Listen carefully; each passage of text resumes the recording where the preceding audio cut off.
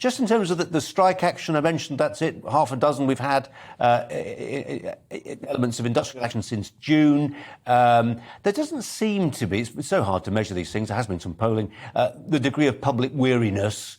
Obviously, people are exasperated, they get annoyed, but you don't get the impression they're absolutely demanding the unions stop it, or do you? No, there isn't the same degree of weariness. It's partly because the strikes are 1 day a week or 2 days a week, and therefore people are working around them. And it's partly because the nature of transport usage has changed. We're no longer in the days, 20, 30 years ago when commuters turned up 9 to 5, Monday to Friday, and when a strike occurred, they couldn't do anything. I mean, now people can work from home. And leisure travel is now the growth area in rail rather than commuter traffic. So rail travel is much more optional than it used to be. So the danger is not, I think, the public will get wearied of the strikes, so some will get wearied.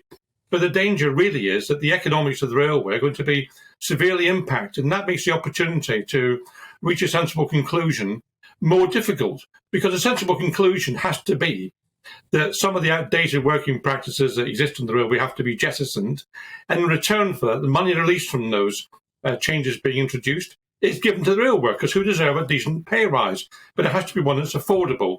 And that's the deal. But I have to say that there's no great win on either side here, because the government is being slightly intransigent behind the scenes.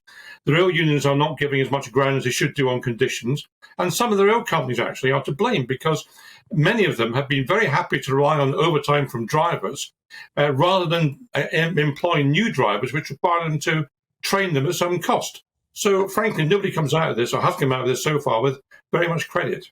Norman, just the way you tell it, it sounds like this could carry on almost indefinitely, because neither side stands to lose that much.